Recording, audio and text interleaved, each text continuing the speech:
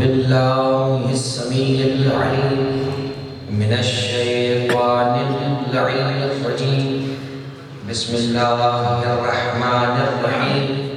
الحمد لله كاشف الكروب وعالم الغيوب والمطلع على أسرار القلوب والمنزه عن الجهات والنقائص والعيوب والمستغني عن الملبوس والمشروب والمطعوم غالب بعزته غير مغلوب ظاهر بدلائله غير محجوب.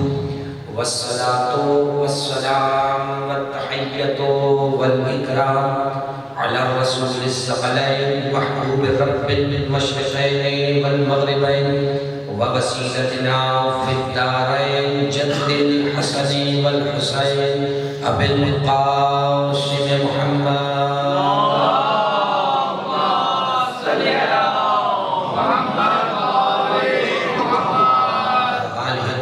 الطاهرين المعصومين المظلومين المنتجبين المنتخبين. أما بعد فقد قال الله سبحانه وتعالى في محكم كتابه المجيد وفرقانه الحميد وقوله الحق. بسم الله الرحمن الرحيم. قل فلله الحجة البالغة لو شاء لهداكم أجمعين. صلوات الله.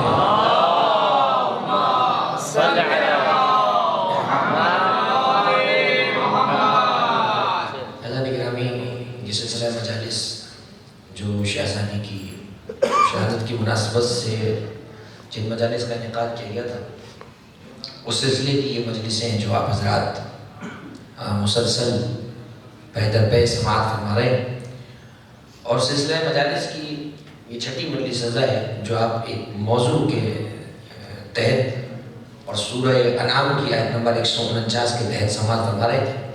اور موضوع کے اعتبار سے یہ تقریر آج کی بھی آخری تقریر ہے. سورہ انعام قرآن مجید فرقان حمید کا چھٹا مکی سورہ ہے، اور اس کی آیت نمبر 149 کی جس پر یہ گفتگو ہوئی کہ اللہ قرآن مجید میں ارشاد فرما رہا ہے قل فللہ الحجۃ البالغہ، کہ اے میرے حبیب ان لوگوں سے فرما دیجئے کہ پہنچی ہوئی حجت اللہ کے ذمہ ہے. اللہ کی ذمہ داری ہے کہ وہ ہر زمانے کو حجت سے آباد رکھے. اس نے روز اول سے یہ بات اپنے اوپر لازم کر لی ہے کہ وہ کسی زمانے کو حجت سے خالی نہیں چھوڑے گا. لو شاء لہداکم اجمعین، اور بات یہ ہے کہ اگر وہ چاہتا تو وہ پہلے دن ہی سب کو ہدایت یافتہ بنا دیتا. اس نے پہلے دن ہی لوگوں کو ایک ساتھ ہدایت یافتہ نہ بنا کر دراصل ان کا امتحان لیا ہے کہ تم اپنی قوت عقل کے ذریعے سے طریقہ ہدایت پر آتے ہو یا نہیں آتے. کہ میں نے کل اور پرسوں اور اس سے پیشتر مجلسوں کی عرض کیا کہ اگر جبری طور پر وہ چاہتا تو ایک نظام ہمارے اندر فیڈ کر کے پیدا کر سکتا تھا. ہر بچہ پیدا ہوتے ہی مسلمان ہوتا اور پیدا ہوتے ہی قرآن پڑھ لیتا، اور اسے بالغ ہو جانے کے بعد نمازیں بھی سمجھ میں آتی، روزے بھی سمجھ میں آ جاتے. نہ پھر ہدایت کا نظام ہوتا، نہ نبیوں کی رحمت ضرورت ہوتی، نہ امامت کی آمد ہوتی، نہ اماموں کو ماننے کا مسئلہ ہوتا، اور نہ لوگ صبح شام جہنمی بن رہے ہوتے. تو اب ضروری یہ تھا کہ اللہ سب کی ہدایت کر دیتا، لیکن چونکہ اس نے سب کی ہدایت نہیں کی، اور اس وجہ سے نہیں کی کہ اس نے انسان کو عقل جیسا جوہر دے کر بھیجا تھا. قرآن مجید فرقان حمید میں بہت ساری آیتیں ہیں جن میں پروردگار نے اس نقطے کی طرف اشارہ فرمایا ہے. مثلا سورہ انسان یعنی سورہ دہر میں اللہ کہتا ہے هل اتى على الانسان حين من الدهر لم يكن شيئا مذكورا انا خلقنا الانسان من نطفة امشاج نبتليه فجعلناه سميعا بصيرا.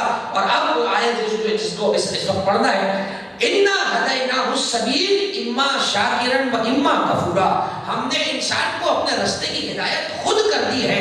اب اس کی مرضی ہے کہ راستے پر چل کر شاکر بن جائے کہ راستے کا انکار کر کے کافر بن جائے.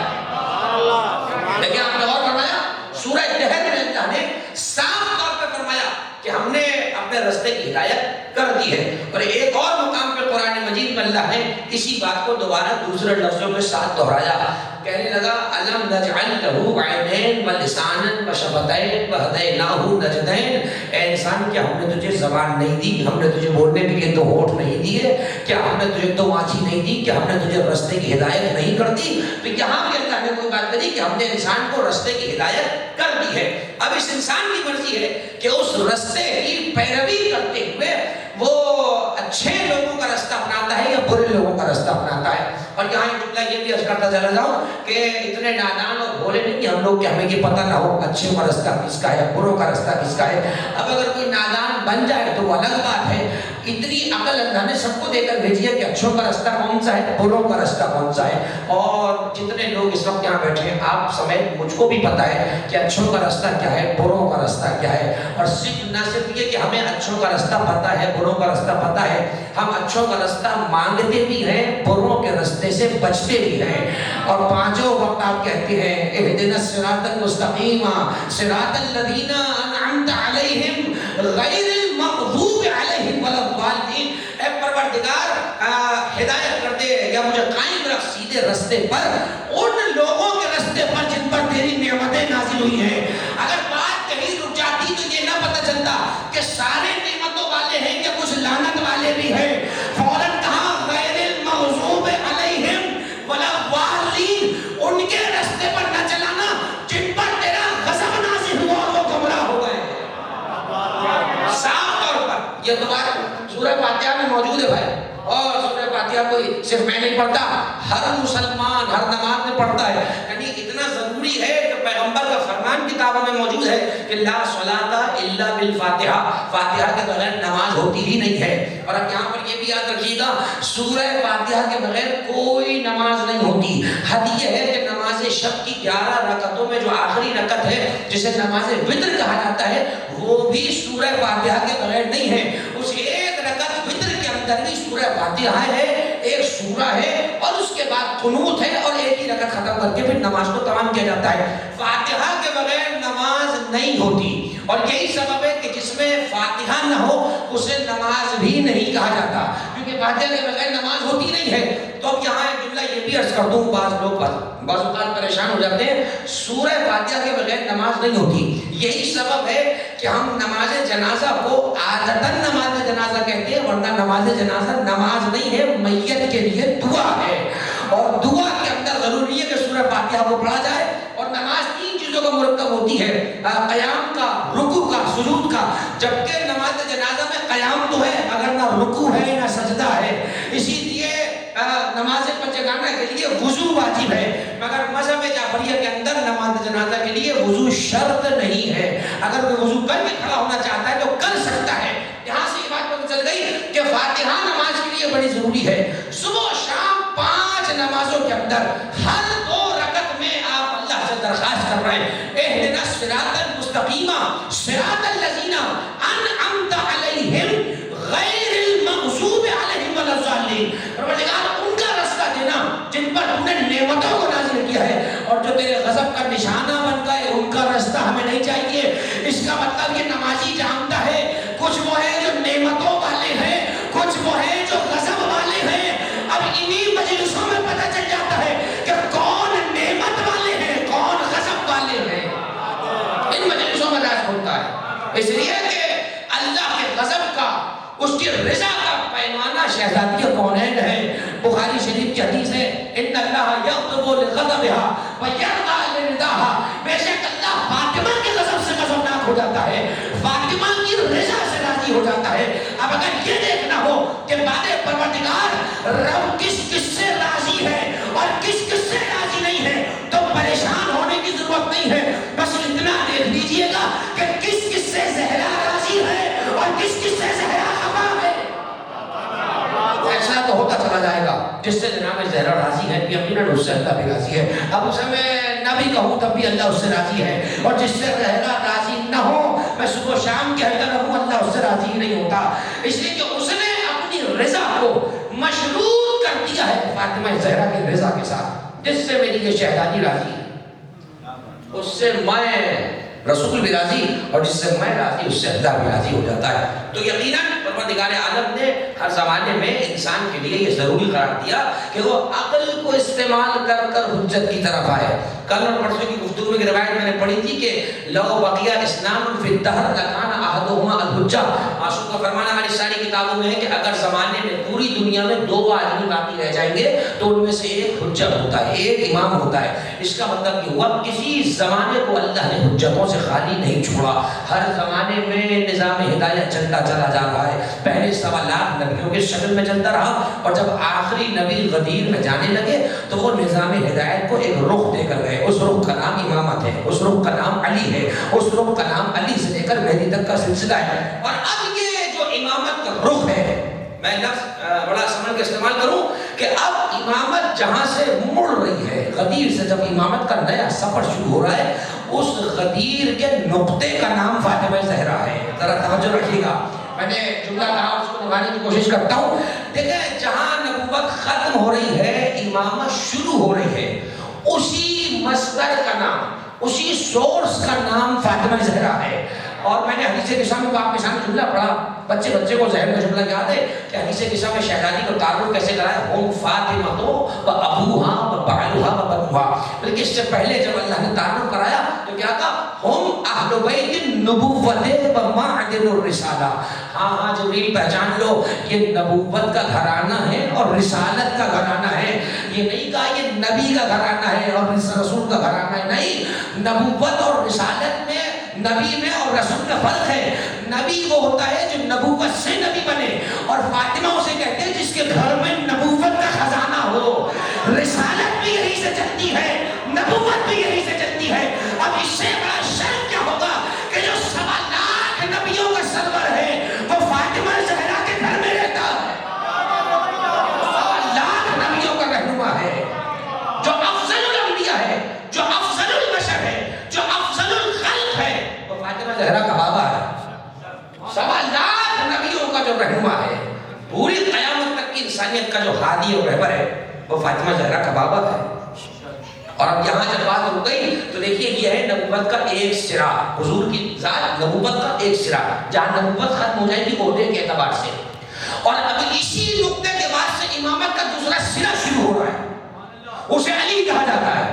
اور کمال زہرا یہ ہے کہ نبوت کا اختتام بھی زہرا کے گھر میں ہے، امامت کی ابتدا بھی زہرا کے گھر سے ہے۔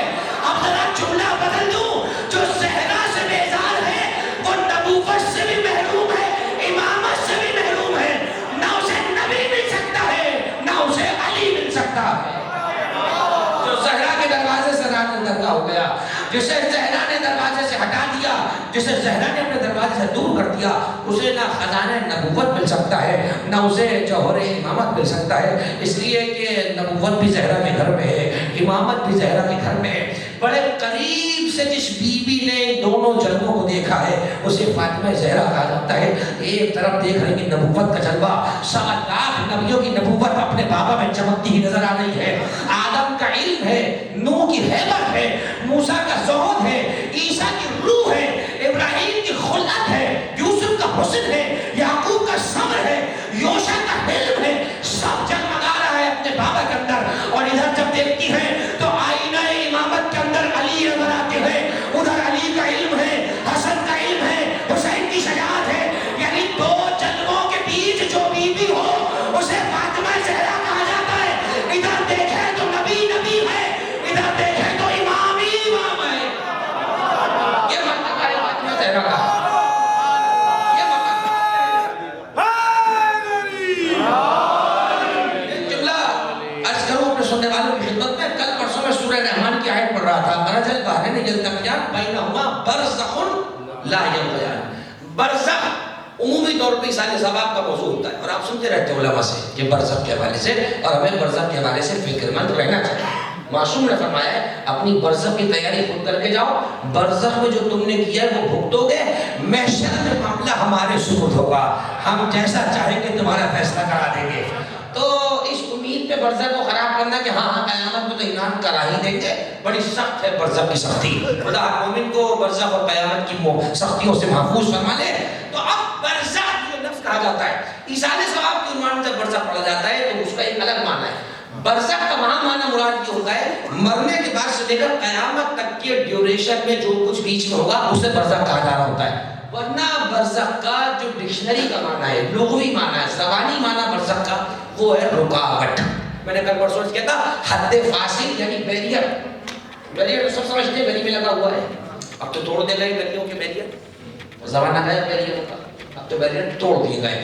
بیریئر کہتے ہیں رکاوٹ کو، جو ادھر کے ادھر نہ آنے دے، ادھر کو ادھر نہ جانے دے، اسے کہتے ہیں بیریئر.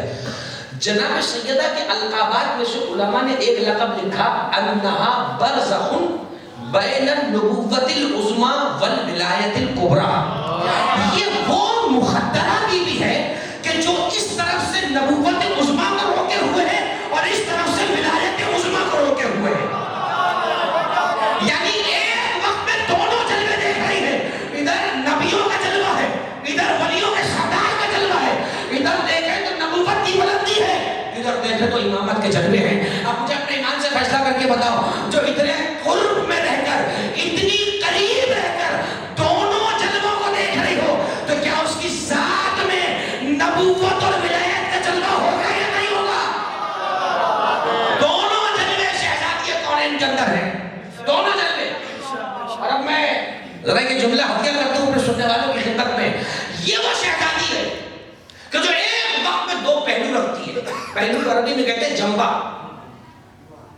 پہلو، رخ، جہت، زاویہ، اینگل، شخصیت، کچھ بھی ترجمہ کر لے گا. ایک وقت میں اس بیوی کے دو رخ ہیں. ایک طرف سے دیکھو تو نبوت کا جلوہ اس میں نظر آتا ہے. کیوں نہ نظر آئے؟ کیونکہ رسول نے اپنا ٹکڑا کہا ہے. سید حسن گفتگو 3-4 دن کر چکا، اپنا ٹکڑا کہہ دیا انہوں نے. اور میں نے عرض کر دیا یہاں ٹکڑے زبرات محبت والی کہانی نہیں ہے، یہاں ٹکڑے زبرات میرے کمالات کی مالک فاطمہ ہے. جو کمالات مجھ تک پہنچے ہیں وہ میری بیٹی تک بھی آئیں گے. جلوہ ہے نبوت کا. اور ادھر جب دیکھتے ہیں تو امامت کا جلوہ بھی زہرا کو نظر آتا ہے، زہرا میں نظر آتا ہے. وہ کیسے؟ لیکن نبوت کا ٹکڑا ہے، اس لحاظ سے سمجھ میں آ گیا کہ نبوت کے کمالات بھی ہیں. زہرا امامت کا ٹکڑا تو نہیں ہے، اس لیے کہ علی کی تو زوجہ ہے، علی کی تو زوجہ ہے، شریک حیات ہے. یہ امامت کا جلوہ زہرا میں کیسے آیا؟ وہ امامت کی شعاع، وہ امامت کا نور، وہ امامت کا انعکاس، جسے عربی میں اطلاق انگریزی میں کہتے ہیں ریفلیکشن. مجھے معاف کریے گا اس کا دوسرا لفظ میرے پاس نہیں تھا. روشنی جب ریفلیکٹ کرتی ہے نا، پلٹ کے واپس آتی ہے، امامت کی شعاعیں بھی ٹکرا رہی ہے فاطمہ زہرا کے اندر. دونوں جلوے ہیں، ادھر سے نبوت کی روشنی ہے، ادھر سے ضیاء امامت ہے. آخر یہ کیسے پتہ چلے کہ زہرا کے وجود مقدس میں، وجود مطہر میں امامت کا جلوہ کیسے آیا؟ تو یہ راز نہ کھلتا اگر پیغمبر اس مسئلے کو حل نہ کرتے. میں نے کہا نا پہلی مجلس سے لے کے ہم نے آج تک قسم کھائی ہوئی ہے کہ اللہ کے کلام کے علاوہ اور نبی کے بیان کے علاوہ کوئی تیسری بات ہم نہیں کریں گے. اور آپ کے دن سے مجھ سے سن رہے ہیں یا اللہ کا کلام چل رہا ہے یا نبی کا بیان چل رہا ہے. حدیث سنا دی جاتی ہے تو سن لیجیے. اور پیغمبر کی حدیث ساری کتب احادیث میں یہ روایت موجود ہے، ان ساری میں سے ایک حوالہ لے لیں تاکہ کوئی نہ سمجھے کہ جھوٹی بات کہہ کر چلے گئے. میں نے حوالہ دیا کل پرسوں آپ کو 1031 کے عالم علامہ مناوی، ان کی کتاب ہے کنوز الحقائق. اس کا ترجمہ ہوتا ہے حقائق کے خزانے. کنوز ہے کنز کی جمع، کنز کہتے ہیں خزانے کو. کنوز الحقائق سچائیوں کا خزانہ. تو اتنی بڑی کتاب کا نام لکھا علامہ مناوی اہل سنت کے عالم. 1031 کنوز الحقائق میں علامہ مناوی نے لکھا کہ حضور نے ارشاد فرمایا لولا علی. اتنا تو سبھی کو یاد ہے، میں نے پہلی مجلس میں عرض کر دیا تھا. حضور نے فرمایا لولا علی لما کانا لفاطمہ کف علی وجہ الارض آدم ومن دونہ. تھوڑا سا بیدار ہو جائیے نا، آخری تقریر ہے اور چند لڑائی ہے، اس کے بعد مسائل کے تجربے آپ کی خدمت میں پیش کر کے اجازت دیتا ہوں. حضور نے فرمایا لولا علی، اگر علی نہ ہوتے، لما کانا تو نہ ہوتا، لے فاطمہ فاطمہ کے لیے، کفن ہم پلہ، علی وجہ الارض پوری زمین پر، آدم ومن دونہ، چاہے آدم ہوتے یا کوئی اور ہوتا. ہم سے تو ترجمے میں ڈنڈی نہیں ماری جاتی، لوگ آیتوں میں ڈنڈی پتہ نہیں کیسے مار لیتے ہیں. اور مجھے کوئی حسرت نہیں ہے کہ مجھے شوق نہیں ہے کہ میں آیتوں میں ڈنڈی مارنا سیکھوں، اللہ بچائے. جن کو آتا ہے وہ ماہر لوگ وہ کرتے ہیں کام کا. اللہ ہمیں بچائے کہ ہم قرآن و حدیث میں ڈنڈی مارے. میں نے جو لفظ بڑا ترجمہ کر دیا, لولا علی, اگر علی نہ ہوتے, لما کانا, تو نہ ہوتا, لے فاطمہ, فاطمہ کے لیے, کفون, ہم پلہ, ہمسر, شریک, برابر, جوڑا, علی وجہ الارض, پوری زمین پر. یا رسول اللہ کن لوگوں میں سے نہ ہوتا؟ فرمایا کن لوگوں میں, کیا مطلب؟ آدم و من دونہ, آدم سے لے کر آخر تک. جب آدم کہہ دیا تو نوح بھی خود بخود آ گئے, ابراہیم بھی آ گئے, موسیٰ بھی آ گئے, عیسیٰ بھی آ گئے. یا رسول اللہ یہ آپ کی بیٹی ہے, یہ کون سی فضیلتوں کی مالک ہے کہ آدم علیہ السلام جیسا نبی آپ کی بیٹی کا کفر نہیں بن سکتا؟ کہ نہیں بن سکتا. نوح جیسے نبی کہ آپ کی بیٹی کے شریک حیات نہیں بن سکتے تھے؟ کہ نہیں بن سکتے. بڑا مقام ہے آدم کا, بڑا مقام ہے نوح کا, ابراہیم و موسیٰ و عیسیٰ کا, مگر زہرا کا کف وہ بنے جو زہرا کے برابر ہو. فرمایا علی نہ ہوتے تو نہ زہرا کا کوئی جوڑا ہوتا, اور زہرا نہ ہوتی تو علی کا کوئی جوڑا نہ ہوتا. یہ حدیث سے حوالہ دے دیا میں نے, کوئی خیالی باتیں کرنے کا عادی نہیں ہوں. 1031 علامہ المناوی کنوز الحقائق حدیث کتاب میں موجود ہے. اگر علی نہ ہوتے, فاطمہ کا کوئی کفر نہ ہوتا. ارے کون سا کفر کہ وہی کفر ہے جسے سورہ اخلاص میں بار بار آپ کہتے ہیں قل هو اللہ احد اللہ الصمد لم یلد ولم یولد ولم یکن له کفوا احد. جیسے اللہ کا دنیا میں کوئی شریک نہیں ہے, ویسے دنیا میں فاطمہ کا کوئی شریک نہیں ہے, بس ہے تو صرف علی ہے.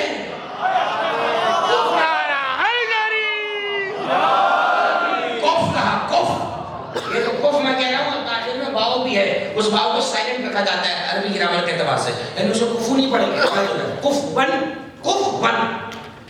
تو وہ والا کف مراد ہے. پیغمبر نے کہا اگر علی زمین پر نہ ہوتے تو فاطمہ کا کوئی جوڑ نہ ہوتا. تو اب میں جملہ کہہ دوں کہ زہرا بنی علی کے لیے, علی بنے زہرا کے لیے, ہو گئی نا بات. اس لیے کہ نظام امامت کو چلانا تھا تو ہو کوئی ایسی بیوی جس کی مثال دنیا میں نہ ہو, کوئی مثال نہ ہو, زہرا تم ہو. کف جو لفظ ہے اسے کہتے ہیں اردو میں ہمسر, یہ پرانی اردو میں کہا جاتا تھا. اب عام آج کل کی آسان اردو میں کہتے ہیں ہم پلہ. یہ تو سب نے سنا ہے ہم پلہ, جو اردو برابر ہو. یہ بڑا خطرناک مرحلہ ہے جہاں سب میں اور آپ گزر رہے ہیں. علی اور فاطمہ ایک دوسرے کا کف ہے. ہم پلہ کسے کہتے ہیں پتہ ہے؟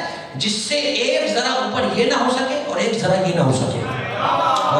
کیا سنوایا بھائی, بعد رسول علی سب سے افضل, اور علی کا کف ہے زہرا.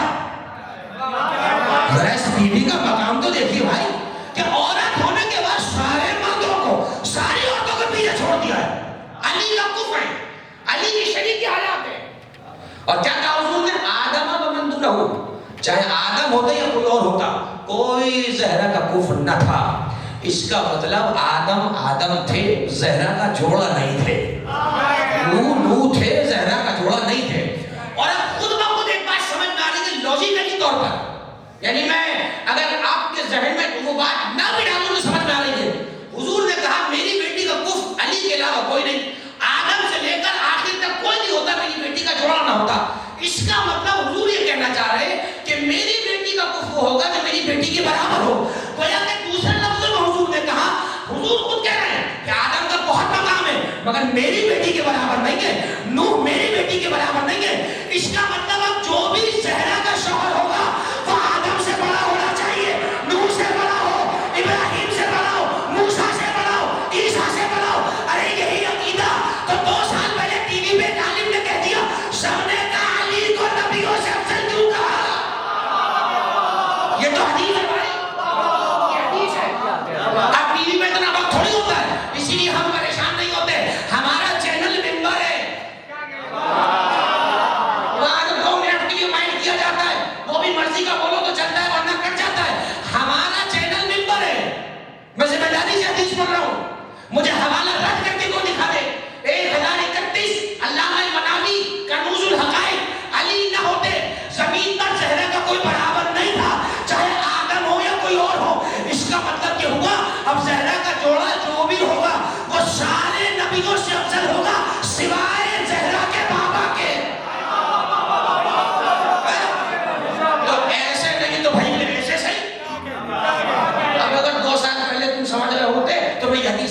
کرتا؟ تم نے شور مچایا، مجھے حدیث پڑھنی پڑی. تم نے شور مچایا، مجھے حدیث پڑھنی پڑی، اس لیے کہ ہمارے بچے بھی تو ٹی وی سن رہے ہوتے ہیں بھائی، ان کے عقیدے خراب نہ ہو جائیں، اللہ نہ کرے. تو علی اللہ اکبر، جب لفظ علی بولتا ہوں تو لگتا ہے کسی بلندی پر ہوں، نام ہی ایسا ہے جو بولتے جو بلندی کا مزہ دیتا ہے، جانتے وہ خود کتنا بلند رہا ہو.